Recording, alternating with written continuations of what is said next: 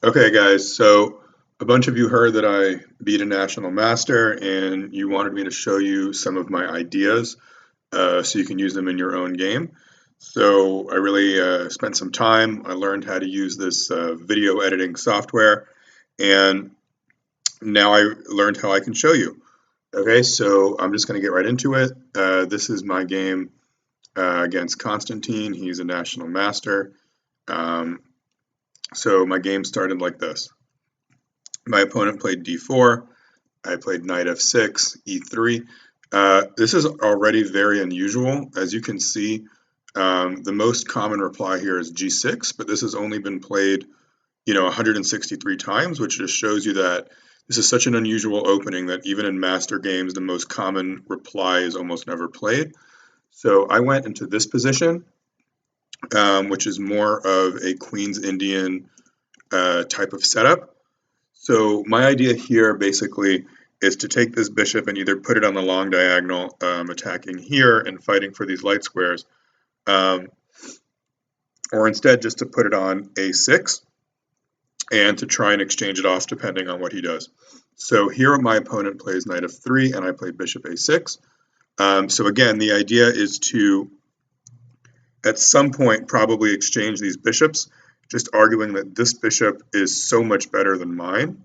So my opponent plays knight d2. So this was really interesting that even though there's been, hundreds of thousands of games played, there's actually no master games in this position. So we're already kind of in unique territory. So in this position, I thought for sure, or not for sure, but he could either castle or he can play c4. So if my opponent plays c4, I have d5, and then this is actually a pin, and he cannot capture, or this bishop will be hanging. Okay, but he didn't play that. He played castle. He played castle. I castled. He played e4. So in this position, this is the first critical moment, really, of the game. So what I decided to do here was just take this bishop and takes. So as you can see, now he has double pawns. And here, the obvious move to play is d5. So I think that this move is really interesting. And it's interesting because what it does is it forces these pawns to stay here, right? So as long as this pawn is here, these pawns need to stay here. Okay, so my opponent plays e5, and I play knight b to d7. So the important thing here to realize is there's very little defenders around my king. I mean, I don't have any pieces here. But if my opponent had this bishop, it would be really hard for me to defend. You can imagine this bishop here, maybe the queen here, or the queen coming here, the knight coming here at some point, supported by the bishop, and my king would be in big trouble. But because there's no bishop here, it's actually a lot harder for him to attack me on the king, which is really good. This is exactly what I wanted. So in this position, my opponent develops his queen. I play c5. He plays b3. So obviously he wants to put his bishop here just to defend the pawn on d4. I play knight c6, bishop b2. So one of the things to realize is that my bishop is much better than his, right? So these pawns are on light squares, and these pawns are stuck on dark squares, which means that this bishop is very good, whereas this bishop is just kind of hitting a wall. So what I do here is you have to understand that these pawns are stuck, but they cover a lot of good squares. So normally my knight would try to do something like this, but it can't because this square is covered. So I have to come up with a different plan. But I think that this is the weakness. So my plan is to put my queen here and go after this pawn, and at least put it in a position where it can't move, and then maybe I can try to play knight b4 and go after it. Okay. So here I played queen c8, and this was my opponent's chance. He played a3, but really he should have taken, because if he takes, I take, and d4, his queen will cover the square on a6 and not let me come out. This bishop is still bad, so I understand why he didn't do it, but it would have been better than what he had. Okay, so he plays a3, which I understand. So a3 is designed to cover b4, so my knight can't go there. Queen a6. But now you can see the pressure is really starting to apply, right? This pawn cannot move. I'm going to bring my rooks to the c-file and then maybe capture and open up. And his pieces are kind of restricted, right? I mean, this is blocked, this is blocked, this is blocked, this can't go here, and this is blocked. So I already probably have a small advantage. Nothing major. Okay, so here we both go after the c-file. He goes after the rook. He puts the rook on c1. I put my rook on c8. He takes. And here, I think, was the first sort of mistake of the game. I thought, b takes c was probably better, but I found this move of knight takes c5, which is very, very good. So first of all, we bring our knight forward, which is strong, and second of all, we double attack d3. And if you look, this is really, really difficult to defend. So if you play rook c3, I'm going to play d4. You're going to have to move the rook someplace, and then I'm just going to take this. And there's not really an easy way to defend it. The only way to defend it is really to play, the only way to defend it is just to play knight e1. But if you play knight e1, first of all, you're going backwards. And again, like I went forward, you went backwards, I'm getting an advantage. But the biggest thing is I now have this move bishop g5. And my opponent is actually in really big trouble here. So if I put on the engine, you can see it already considers him to be, negative 2.4. So even though the material is even, I probably have a winning advantage. So just consider what's going on, right? This knight can't move or I take his rook. This pawn can't move or I take his queen. This knight can't move, say here, because I'll be able to take this pawn. On the other hand, this is already double attacked, right? It's defended, but it's still attacked. So I have just a lot of pressure. So it's really, really hard for him to play a move. Even, for example, f4 trying to block can just be captured. So if that's the case, then what does he do exactly, right? So the engine is actually saying the best thing he can do is just go here, and essentially I will just take on d3, king f1. By the way, if you take here and here, then this is a problem as well. Even though this is hanging, I can get more out of it. So, for example, if you take here, I'll take here, but don't forget I already won that pawn. So if the best thing that you can do is just to give me a pawn, that's not good. So what my opponent does is he gets a little desperate, and I think he realizes, again, this can go here and attack, this is pinned. He tries to play this and sacrifice the exchange. And his idea is very simple, right? He just felt like he was going to lose material, so he wants to not be down a piece, just have a lesser quality piece. Okay, knight here.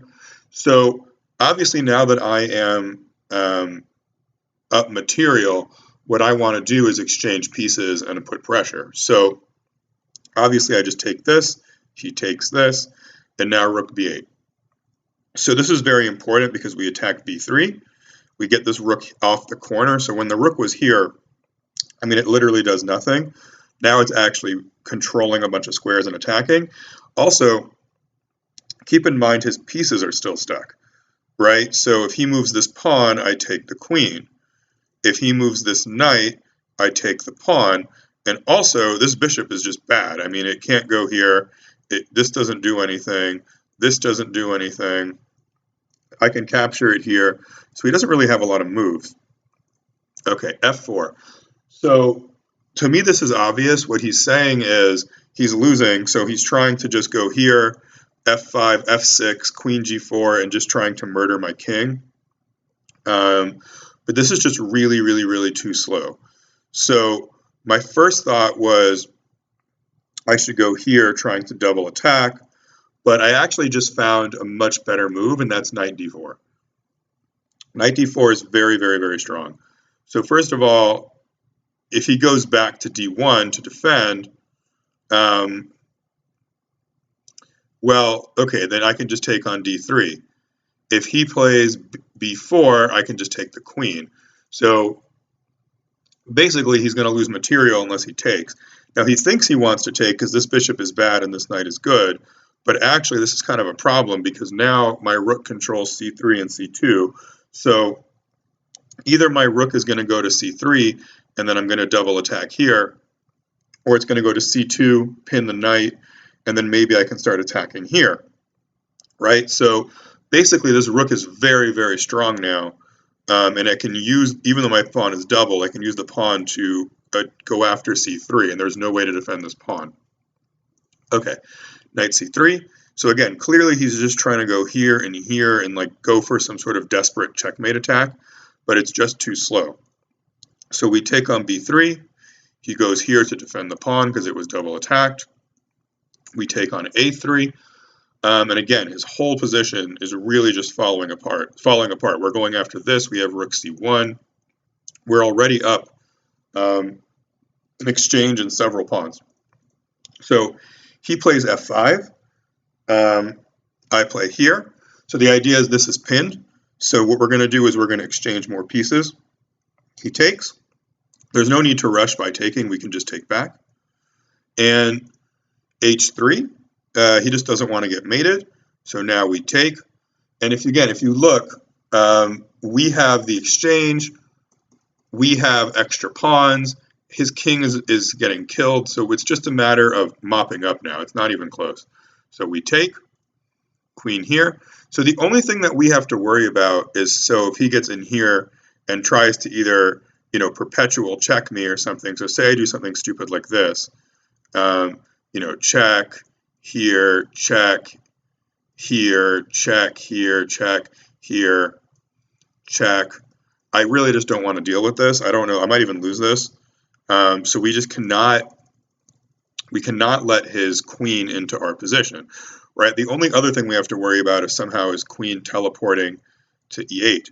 So it can't get there. If it was here, it was mate, but we just need to watch out that he can't do something like this, or like this. And as long as that doesn't happen, we'll win. So first of all, we play rook c3. This is great. We attack the queen. We also control c1 now that we can use as a pivot point. My opponent plays here, and this is just the end of the game because now we have queen c1, check. He is forced to trade queens. If he goes here, I'll just take his queen. So exchange, and here my opponent resigned because all I have to do really is just play d3 and just to protect this pawn. And you can't I'm either going to go here and make a queen, or I'm just going to do this and make another queen. And it's just over. This knight cannot fight against this rook. The rook is too strong, and I have a bunch of pawns. So this was actually a pretty easy game.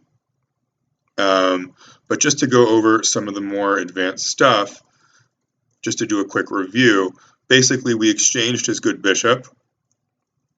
Then we got into a position where if he had that bishop, it would be good, but we preemptively exchanged it. Okay, then we proceeded to pin this pawn. After that, what we did is we began immediately attacking the pinned piece, forcing him to defend and then pinning everything. So again, we have pressure here, a pin here. There's also pressure here, although it's defended. After that, he sacrificed the exchange to try and not lose all his pawns, but then it didn't work. So then we activated the rook. Okay. After this, we opened up the C file for our rook. We basically took care of his entire queen side. His attack that he tried, if he had more time or more material, it would be good, but it's just too slow. Because as you can see, I still can't really, bring these pieces so easily to defend, but there's no need. We just remove this rook. Okay, then what we do is we win this pawn. This is also a threat to take here. We avoid him coming to e8. We gain control of c1. By the way, he was limited in moves here, right? So he can't go here. He just loses the queen. You know, this is all these squares lose the queen also. All these squares lose the queen. Excuse me. Oops. All these squares lose the queen. Okay, if he goes here, he loses the queen. If he goes there, the queen is pinned. So maybe his only chance was to, you know, queen e2 or queen f2, but he's still losing. So he went here. We forced the exchange of queens, and then it's just over because we have way too much material, right? So we're up 2 points of material here, and then 1, 2, 3, 1, 2, 3. We're up 2 points of material, then 3, 4, 5. So we're basically up a rook in this position, and from here it's over. So that's how I beat the National Master. I hope you guys got some cool ideas from this game. I hope you can use some of them in your own games. And if you have any questions, I guess let me know. And thank you for encouraging me to make my first ever YouTube recording. Thanks, guys. See you later.